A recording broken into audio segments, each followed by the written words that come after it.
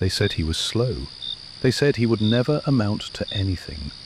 One teacher told him, "You will never make a success of yourself." And yet, this same man would later rewrite the laws of reality itself.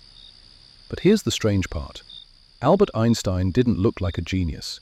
He didn't act like one. And for most of his life, nobody took him seriously.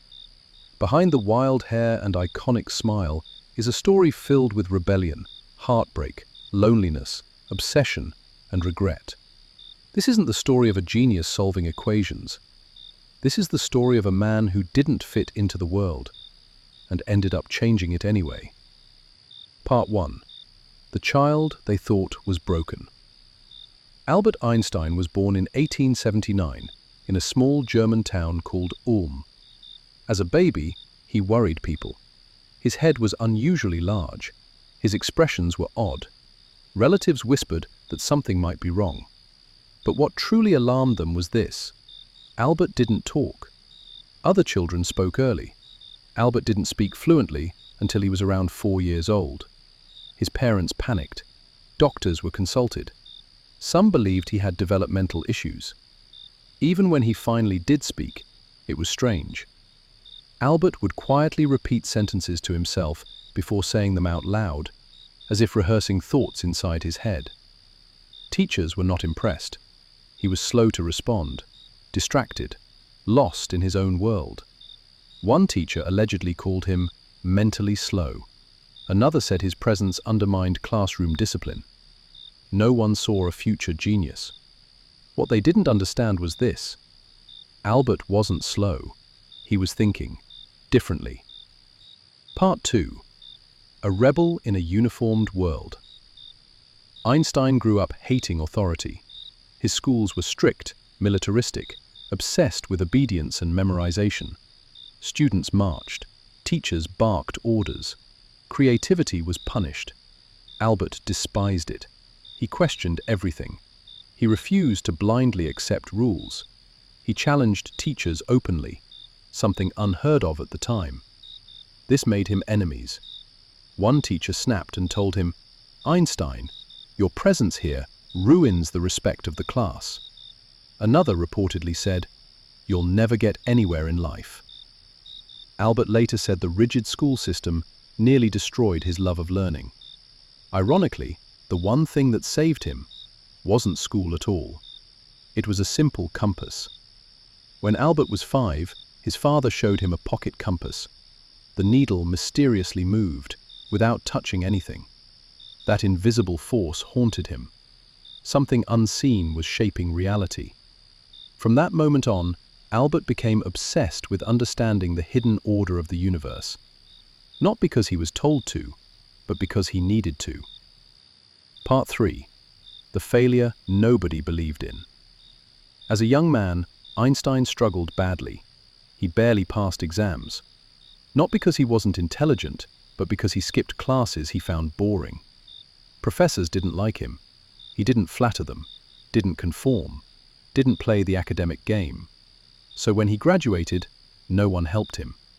He applied for teaching positions, rejected. Applied for research posts, rejected again. His classmates, less imaginative but more obedient, got jobs. Albert got nothing.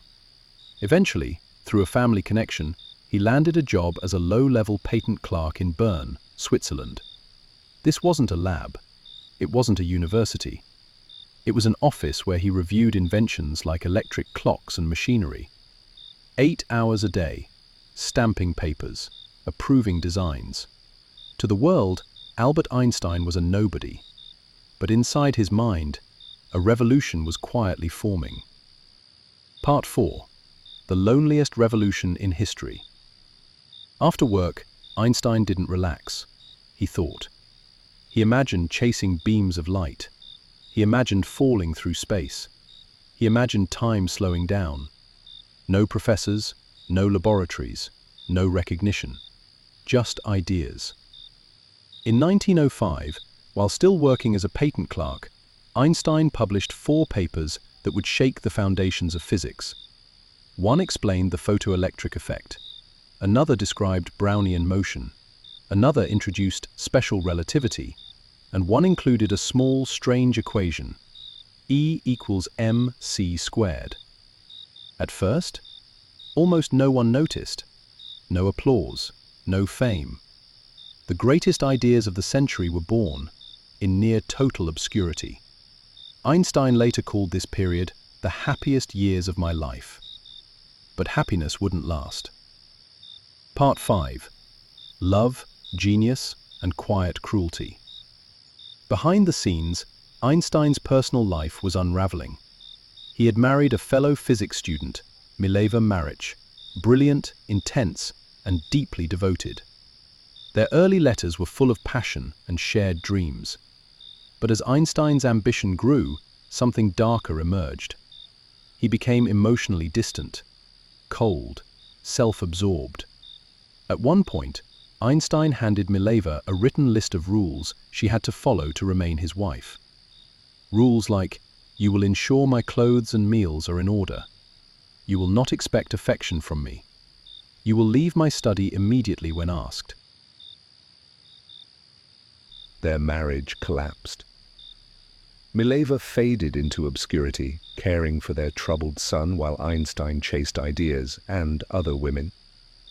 This side of Einstein is uncomfortable, the genius capable of emotional neglect, a man who could reshape time but struggle with empathy. Part 6. The birth of a celebrity.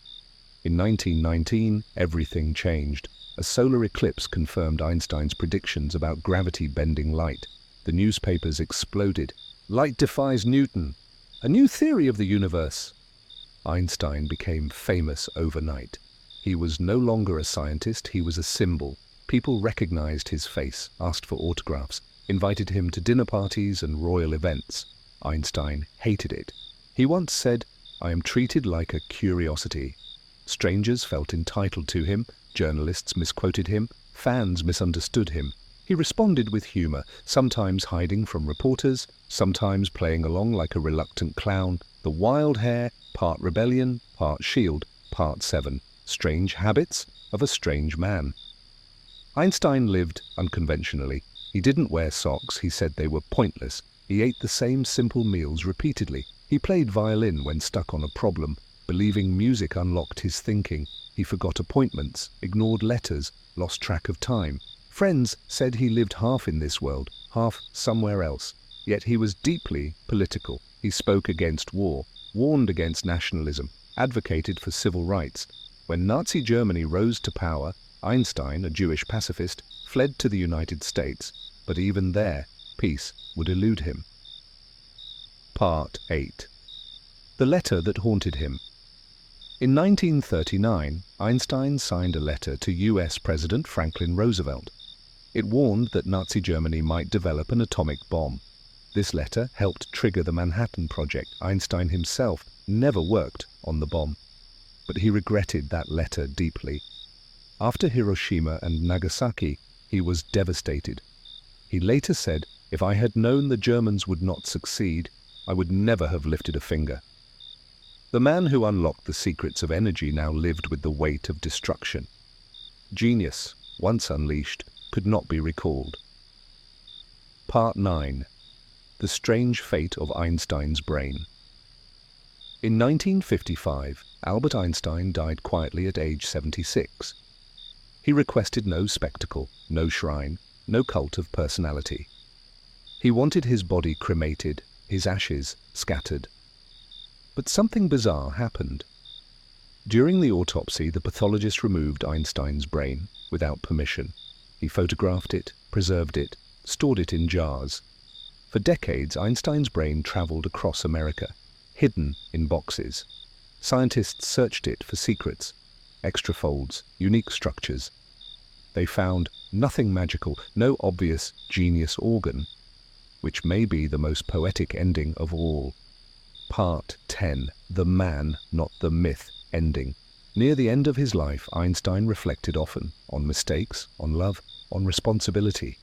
He once said, "A human being is part of the whole, yet experiences himself as something separated." Perhaps that was his greatest struggle. Albert Einstein wasn't born a legend. He was misunderstood. rejected, flawed, often lonely. His genius didn't come from perfection. It came from curiosity, from defiance, from refusing to accept the world as it was handed to him. And maybe that's the real lesson, not that one man bent time and space, but that someone the world nearly discarded ended up changing reality itself.